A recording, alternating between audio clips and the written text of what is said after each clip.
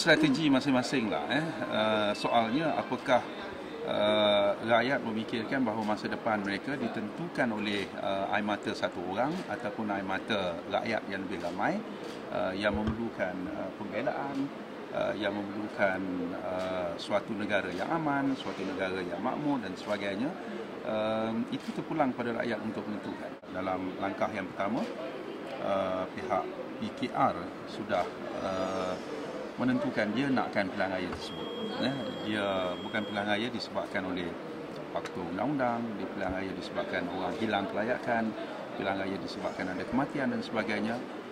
Segalanya diatur oleh pihak PKR, maka dia juga mengatur siapa yang patut menjadi calon dan sebagainya. Itu adalah hak mereka, sekiranya ia tidak bercanggah dengan undang. Walaupun kita berpendapat bahawa di peringkat awal mereka telah menyalahgunakan proses demokrasi dan proses pilihan raya itu dengan tak semena-mena meletakkan jawatan, orang dia meletakkan jawatan dan memaksa pilihan raya diadakan.